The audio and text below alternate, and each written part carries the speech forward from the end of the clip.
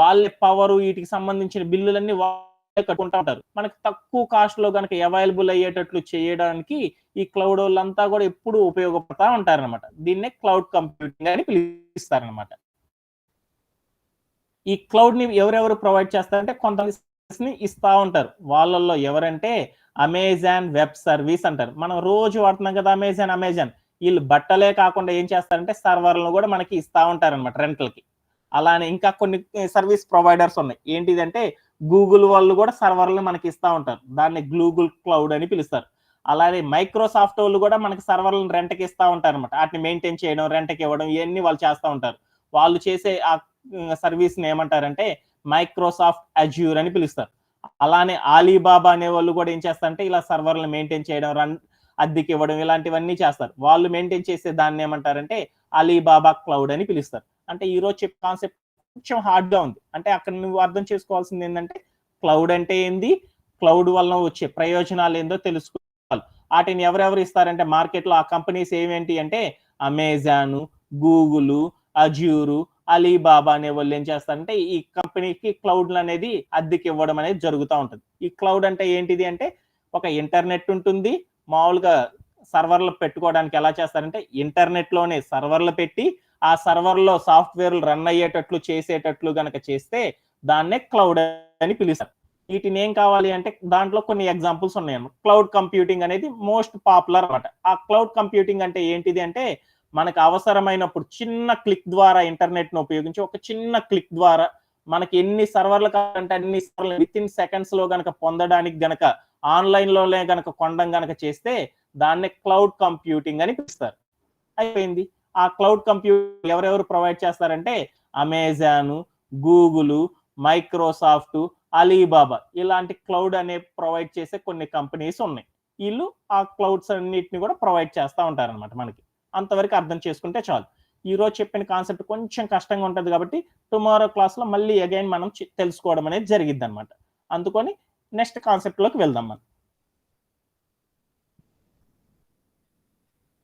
So today నేను చెప్పుకోవాలనుకున్న concept ఏంటంటే చిన్న ఎగ్జాంపుల్.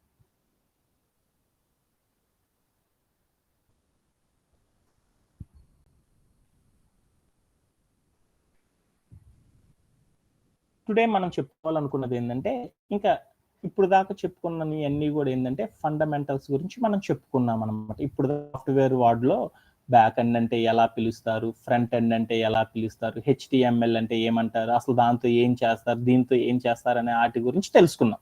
ఇప్పుడు నేనేం చెప్తున్నానంటే ఇంకా మనం ఇవన్నీ తీసేసాను. ఇవన్నీ ఏంటి మీ అందరికీ బాగా అర్థమైపోయింది. మనం ఇప్పుడు ఏం చేస్తుందంటే ఫ్రంట్ ఎండ్ అంటే ఏంటిది, ఆ ఫ్రంట్ ఎండ్ లో ఎలా వర్క్ చేస్తారు అనే వాటి గురించి తెలుసుకోవడం అనేది టుడే క్లాస్ నుండి మనం చేయడం అనేది జరుగుతుంది. అది తెలుసుకోవాలి అంటే ఫస్ట్ మనం ఏం చేస్తామంటే కొన్ని వెబ్సైట్లు అనేవి క్రియేట్ చేస్తాం. అవి ఏంటి అనేది ఎలా చేస్తారు ఏంటి అనేది ఒకసారి చూద్దాం. ఏంటిది అంటే మనం ఆల్రెడీ తెలుసుకున్నాం. ఫ్రంట్ ఎండ్ అనగానే ఏం తెలుసుకున్నాము, ఒక బ్రౌజర్ ఏదైనా ఒక కోడ్ ని రాసేసి ఏదైనా మనం నవ్యే డేస్ లో కనుక అంటే అది ఎంత తెలుసుకునే ముందర ఈ రోజు చెప్పుకునే టాపిక్స్ ఏంది అనేది ఒకసారి డిస్కస్ చేద్దాం. ఫ్రంట్ ఎండ్ గురించి మనం వర్క్ చేయడం అనేది స్టార్ట్ చేసాం. దాంట్లో ఫస్ట్ మనం ఏం చేస్తామంటే స్టాటిక్ వెబ్సైట్స్ అనే వాటిని క్రియేట్ చేస్తాం. ఆ స్టాటిక్ వెబ్సైట్స్ ఏంటో ఒకసారి తెలుసుకుందాం. మనం రోజు చెప్పుకుంటా ఉన్నాం. ఏమని చెప్తా ఉన్నానంటే నాన్న ఈ రోజు నుండి రేపటి నుండి మనం ఇంకా కోడింగ్ అంటే ఏంది, వెబ్సైట్స్ ని ఎలా క్రియేట్ చేయాలి, వెబ్సైట్ ని ఎలా మెన్షన్ చేయాలి, వెబ్సైట్ ని ఎలా క్రియేట్ చేస్తారు, వాటిని ఎలా సేవ్ చేస్తారు, దాంట్లో డేటాని ఎలా రాస్తారు, వాట్స్ ఎలా రాస్తారు, ఇమేజెస్ ఎలా రాస్తారు అనేసి వీటన్ని మనం ఏమనుకుంటున్నాం అంటే రోజు చెప్పుకుంటా ఉన్నాం. వీటితో ఎలా చేస్తారు, ఏం చేస్తారు, ఎట్లా వెబ్సైట్ ని క్రియేట్ చేస్తారని తెలుసుకుంటా ఉన్నాం. అన్నిటిని క్రియేట్ చేయడం అనేది టుడే నుండి చేసాం మనం. ఇలా ఫస్ట్ చెప్పుకునే వెబ్సైట్స్ ఏంటిది అంటే స్టాటిక్ వెబ్సైట్స్ అనే ప్రాజెక్ట్స్ ని ఎలా చేస్తారు అనేది మనం టుడే డిస్కస్ చేసుకుందాం. అది చేసుకునే ముందర టుడే ఎజెండా ఏందో ఒకసారి చూద్దాం. ఏంటి అంటే today agenda importance of front end. అంటే ఫ్రంట్ ఎండ్ అంటే ఏంది, దాని వలన జరిగే ఉపయోగాలు ఏంటి అనేది ఒక్కసారి తెలుసుకుందాం. అలానే కమింగ్ టు ద జర్నీ, అంటే ఫ్రంట్ ఎండ్ కనుక చేయడం వల్ల మనకు వచ్చే ప్రయోజనాలు ఏంది, వాటిలో ఎలా ఉంటది వర్క్, ఎలా చేస్తారు అనేది తెలుసుకుందాం. అనే కొన్ని ఫండ్స్ గురించి తెలుసుకోవడానికి ట్రై చేద్దాం. సో ఏమీ భయపడొద్దు, ఏమీ అర్థం కాకపోయినా పర్లేదు. ఈ రోజు నుంచి చెప్పే కాన్సెప్ట్స్ బాగా అర్థమైందంటే చాలు. ఆటోమేటిక్గా మనం ఈజీగా గ్రో అవ్వగలం అనమాట. ఒక్కసారి నెక్స్ట్ కాన్సెప్ట్లోకి వెళ్ళడానికి ట్రై చేద్దాం.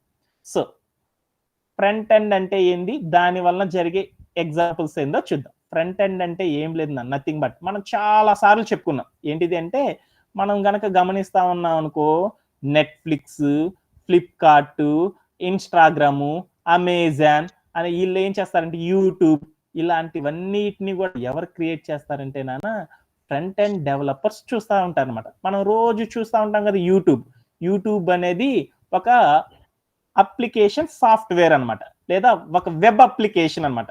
మనం రోజు చూస్తూ ఉంటాం, చాలా చాలా ఎక్కువగా మనం దేన్ని చూస్తూ ఉంటాము, యూట్యూబ్ అనే దాన్ని, నెట్ఫ్లిక్స్, ఫ్లిప్కార్ట్, అలానే అమెజాను, అలానే ఫ్లిప్కార్ట్, ఇన్స్టాగ్రాము, ట్విట్టర్, ఇలాంటి వాటన్నిటిని ఏమంటారంటే వెబ్ అప్లికేషన్స్ అని పిలుస్తారు. ఇలాంటి వెబ్ అప్లికేషన్స్ ని కానీ లేదా వెబ్సైట్స్ ని క్రియేట్ చేయాలన్న ఎవరు చేస్తారంటే ఫ్రంట్ ఎండ్ డెవలపర్స్ మాత్రమే చేస్తారు అని తెలుసుకున్నాం మనం, అవునా కాదా? ఏదైనా ఒక వెబ్ అప్లికేషన్ కానీ ఏదన్నా ఒక వెబ్సైట్ ని కానీ మనం క్రియేట్ చేసే వాళ్ళు ఎవరు చేస్తారంటే ఫ్రంట్ ఎండ్ డెవలపర్స్ అనే వాళ్ళు చేస్తారు. వీళ్ళు ఎట్లా చేస్తారంటే కొన్ని చిన్న కంపెనీస్ వాళ్ళు అయినా కానీ పెద్ద కంపెనీస్ వాళ్ళు అయినా కానీ ఎవరైనా సరే ఈ వెబ్ అప్లికేషన్స్ అనేది మార్కెట్ లో రోజు చాలా చాలా కంపెనీస్, చాలా చాలా వెబ్ అప్లికేషన్స్ అనేవి వస్తా ఉన్నాయి.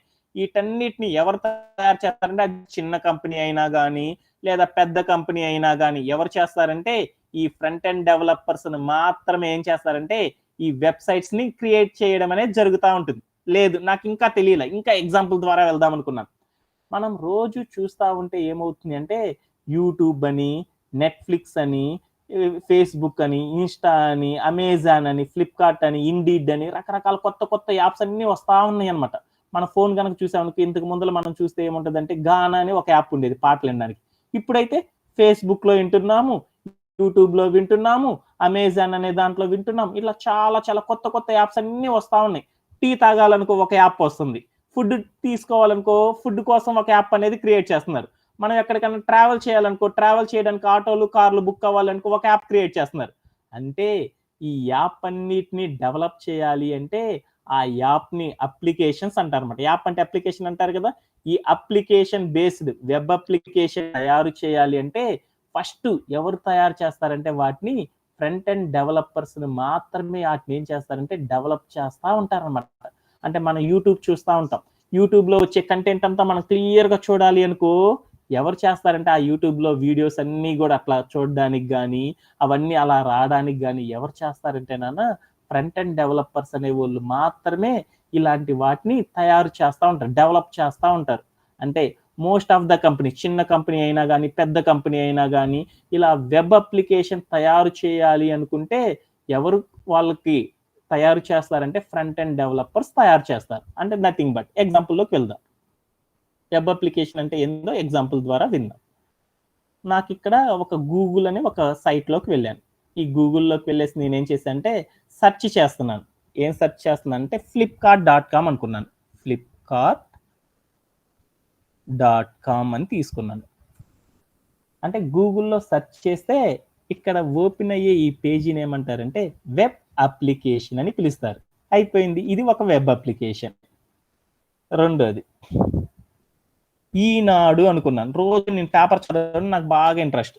ఈనాడు అని క్లిక్ చేశాను. వెంటనే చూడనా ఇక్కడ ఒక వెబ్ అప్లికేషన్ అనేది క్రియేట్ అయింది. న్యూస్ కి సంబంధించిన టోటల్ హిస్టరీ మొత్తం రావడానికి ఒక వెబ్సైట్ అనేది ఓపెన్ అయింది. అంటే ఈ వెబ్సైట్ కానీ ఎగ్జాంపుల్ లైక్ ఇప్పుడు నేనేమనుకున్నా అంటే సాక్షి అనేది చూద్దాం అనుకున్నాను, లేదు క్రికెట్ చూద్దాం అనుకున్నాను, క్రికెట్ న్యూస్ చూద్దాం అనుకున్నాను, క్రిక్ బజ్ అని కొట్టుకున్నాను.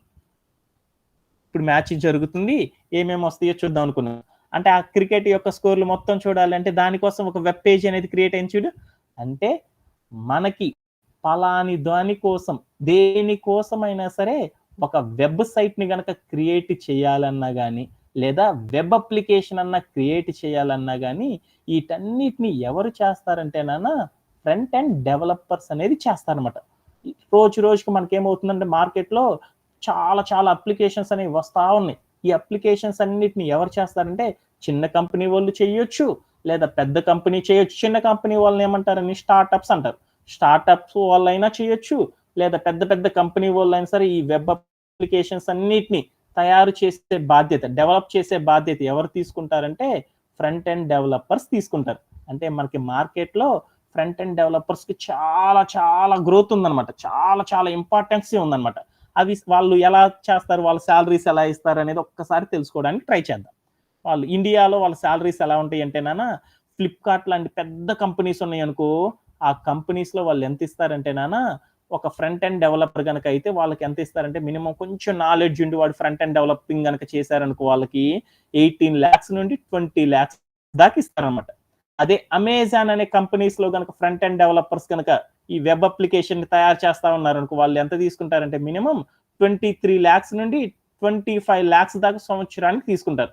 యాక్చువల్ గా కనుక ఏ కంపెనీలో అయినా సరే మినిమం ఇండియాలో ఒక చిన్న జాబ్ చేయాలంటే ఫ్రంట్ ఎండ్ డెవలపర్ మినిమం ఎంత తీసుకుంటాడంటే 6 lakhs రూపీస్ దాకా తీసుకుంటాడు. ఈ ఫ్రంట్ ఎండ్ డెవలపర్ ఏం చేస్తాడు, వాడు ఒక వెబ్ అప్లికేషన్ ని కానీ లేదా ఒక వెబ్సైట్ ని కానీ తయారు చేస్తాడు. అంటే ఈ వెబ్సైట్ని కానీ ఈ వెబ్ అప్లికేషన్ కానీ తయారు చేయడానికి ఫ్రంట్ ఎండ్ డెవలపర్స్ అనేది అవసరం. ఈ కంపెనీల్లో ఫ్లిప్కార్ట్ అనే కంపెనీలో వాళ్ళు ఎంత సాలరీస్ ఇచ్చి వాళ్ళని డెవలప్ చేసి ఫ్రంట్ ఎండ్ డెవలపర్స్ తీసుకుంటారంటే 18 lakhs నుండి 20 lakhs రూపీస్ వరకు సాలరీస్ ఇస్తారనమాట సంవత్సరానికి. అదే ఇండియాలో అయితే ఓవరాల్ గా ఎంత ఇస్తున్నారంటే మినిమం 6 lakhs రూపీస్ అనేది ఇస్తున్నారనమాట. అనే గనక అనుకో, ఇంకా ఎంత సాలరీస్ ఇస్తారని గమనించామనుకో, నెట్ఫ్లిక్స్ అనేది ఉందన్నమాట. నెట్ఫ్లిక్స్ వాళ్ళు చేసే ప్రతి కంటెంట్ ని కూడా అప్లికేషన్ డెవలప్ చేసే వాళ్ళకి ఎంత ఇస్తారంటే యుఎస్ లో అయితే $1,98,000 అనేది వాళ్ళకి ఇస్తారనమాట. దాన్ని ఇండియన్ కరెన్సీలో ఎంత అంటారంటే ₹1,50,00,000 ఇస్తారనమాట. అదే అమెజాన్ వాళ్ళు అనుకో, ఒక ఫ్రంట్ ఎండ్ డెవలపర్ కి సంవత్సరానికి ఎంత ఇస్తారంటే 86 lakhs ఇస్తారనమాట. అలానే ఫేస్బుక్ వాళ్ళు అనుకో ₹1,50,00,000 జీతం ఇస్తారనమాట సంవత్సరానికి. ఇంకా మనం గనక చెప్పుకుంటా ఉన్నాం అనుకో, అక్కడెక్కడో ఉన్న కంపెనీస్ కి ఇండియాలో నుండి వర్క్ చేయాలంటే రిమోట్ వర్క్ అనేవి ఉంటాయి అనమాట. ఆ రిమోట్ వర్క్ ద్వారా అక్కడ నెట్ఫ్లిక్స్ కంపెనీలో గనక మనం వర్క్ చేసామనుకో, మనకి మినిమం ఎంత ఇస్తారంటే 45 lakhs రూపీస్ వరకు ఇస్తారన్నమాట సాలరీస్. అంటే మనం ఫ్రంట్ ఎండ్ డెవలప్మెంట్ కనుక మనం బాగా నేర్చుకున్నాం అనుకో, మనకి సాలరీస్ అనేది ఎలా ఉంటాయి అంటే పిచ్చగా ఉంటాయి అనేసి నాకు అర్థమైపోయింది.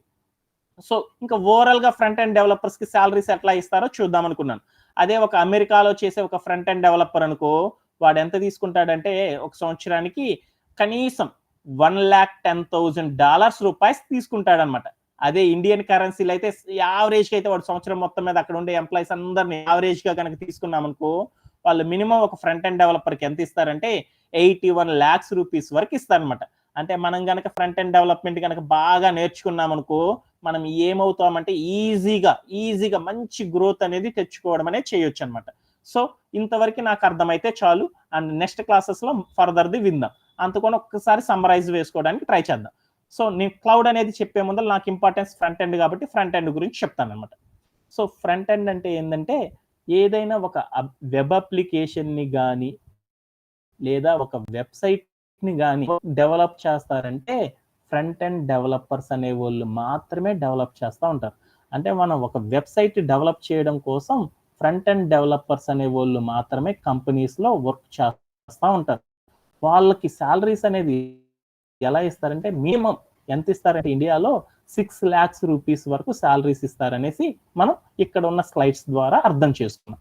అది ఈ రోజు చెప్పిన కాన్సెప్ట్. అలానే మనం ఇంకా ఏమేమి డిసైడ్ చేసుకున్నామంటే క్లౌడ్ అంటే ఏంది, క్లౌడ్ కంప్యూటింగ్ అంటే ఏంటిది, ఆ రెండు పదాల గురించి మనం తెలుసుకోవడానికి ట్రై చేసాం.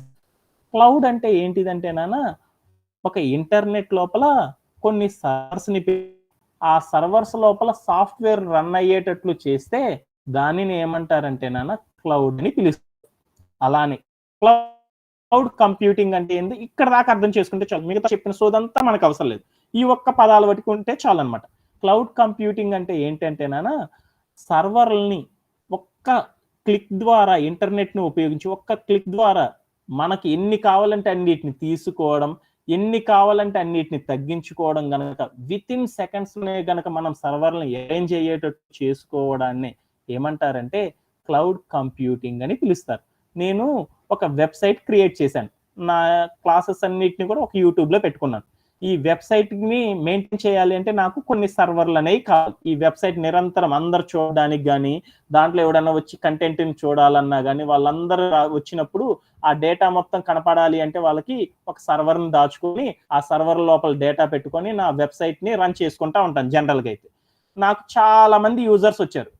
ఏ సర్వర్ అయినా గానీ ఎంతమంది యూజర్‌ని తీసుకోగలదంటే ఒక 500 యూజర్‌లను తీసుకోగలదనుకున్నాను. ఒకేసారి నా కంటెంట్ బాగా నచ్చింది వాళ్ళకి. వెంటనే వాళ్ళు ఏం చేశారంటే ఒక్కసారిగా 10,000 మంది యూజర్స్ వచ్చేసి నా సైట్‌లో చూస్తా ఉన్నారు. వెంటనే 10,000 మంది యూజర్స్ వచ్చి చూసారనుకో వెంటనే ఏమైద్ది నా సైట్ మొత్తం కూడా నా సర్వర్ మొత్తం డ్యామేజ్ అయిపోయి నా సైటే బ్లాక్ అయిపోయిద్దనమాట. అలా జరిగిపోయిందనుకో నాకు యూజర్స్ అనేవాళ్ళు ఉండరు కదా! అందుకోసం నేనేం చేస్తానంటే నా వెబ్‌సైట్‌ని ఎక్కువ మంది ఏ టైంలో చూస్తారో అప్పుడు ఎంతమంది చూస్తారో నాకు యావరేజ్‌గా తెలుసు కదా! వాళ్ళందరూ చాలా సర్వర్స్ తీసుకుంటాను. వెంటనే ఎక్కువ మంది చూడరనుకో, ఆ చూడని టైంలో ఏం చేశానంటే నా సర్వర్‌లను తగ్గించుకుంటా ఉన్నాను. నాకు అవసరమైనప్పుడు సర్వర్‌లను పెంచుకోవడం, అవసరం లేనప్పుడు సర్వర్‌లను తగ్గించుకోవడం చెయ్యడాన్ని ఏమంటారంటే క్లౌడ్ కంప్యూటింగ్ అని పిలుస్తారు. ఇంటర్నెట్‌ని ఉపయోగించి ఆన్‌లైన్‌లోనేననమాట. నాకు సర్వర్ కావాలని చెప్పంగాల్నే సర్వర్ పెరుగుతుందనమాట. సర్వర్ వద్దు అనంగాల్నే సర్వర్ తగ్గిపోతుంది.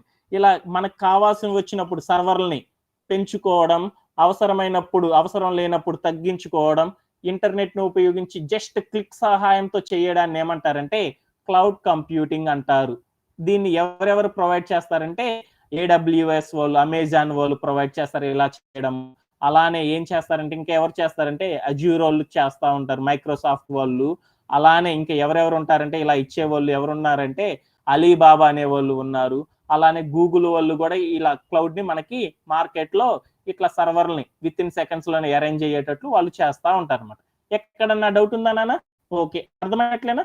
టుమారో క్లాస్‌లో విందాం. ఓకే నాన్న. బాయ్.